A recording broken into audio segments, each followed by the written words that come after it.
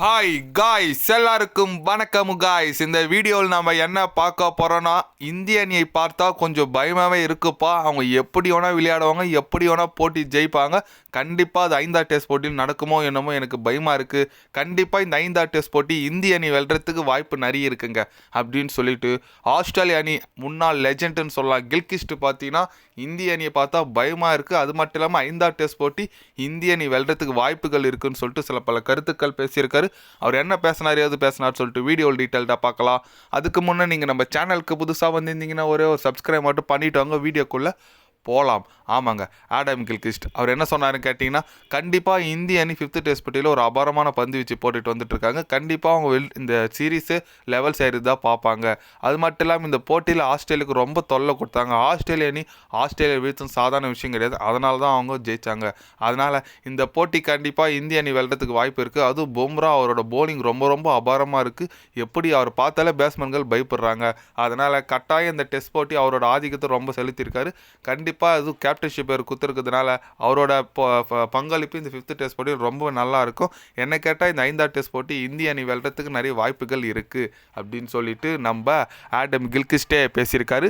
S, அவர் சொல்கிற மாதிரி correct தாங்க. ஏன்னா நம்ம ஜஸ்பிரிட் பும்ரா ஒரு கேப்டன்ஷிப் கொடுத்தாலே ஒரு அனல் பறக்கிற மாதிரி ஒரு ஆட்டிடியூட் காட்டுறாரு.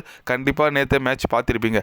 ஆடம் கில்கிஸ்ட் எதுக்கு சொல்கிறாருன்னு கேட்டிங்கன்னா, இப்போ 5th டெஸ்ட் போட்டி ஃபர்ஸ்ட் இன்னிங்ஸில் ஆஸ்திரேலிய அணி பார்த்தீங்கன்னா வெறும் 98க்குள்ள 5 விக்கெட் வீழ்ந்து ஆடிட்டு வந்துட்டு இருக்காங்க, தடுமாறிட்டு இருக்காங்க. ஏன்னா சிராஜ் 2 விக்கெட்டு, நம்ம பும்ரா 2 விக்கெட்டு, பிரதீஷ் கிருஷ்ணா 1 விக்கெட்டு, நல்ல சீனியர் பிளேயர்கள் எல்லாருமே அவுட் ஆகியிருக்காங்க. கண்டிப்பாக இந்திய அணி ஒரு கம்பேக் கொடுக்குறாங்கன்னு சொல்லலாம் இந்த 5th டெஸ்ட் போட்டியில்.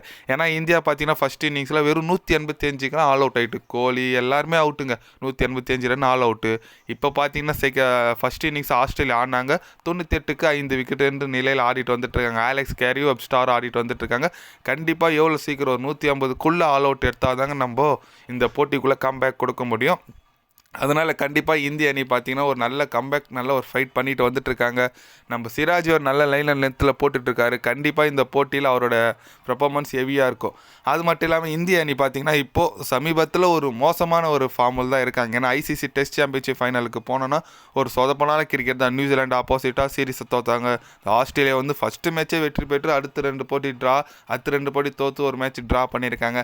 அதனால் கண்டிப்பாக நல்ல ஒரு ரிதம் இந்த போட்டியில் வந்தால் மட்டும்தான் இந்திய அணி அந்த ஐசிசி டெஸ்ட் சாம்பியன்ஷிப் ஃபைனல் என்ற கனவை தக்க வைக்க முடியும். அதுக்கப்புறம் ஸ்ரீலங்கா கையில் நம்ம ஒப்பச்சிடலாம். அதுக்கு நம்ம இந்திய அணி முதல் இந்த போட்டி ஜெயிக்கணும், வெயிட் பண்ணி பார்க்கலாம். நீங்கள் சொல்லுங்கள், இந்திய அணி இந்த டெஸ்ட் போட்டி வெற்றி பெறுமா பெறாதா? உங்களோட கருத்து என்னன்னு சொல்லிட்டு கமெண்டில் சொல்லுங்கள்.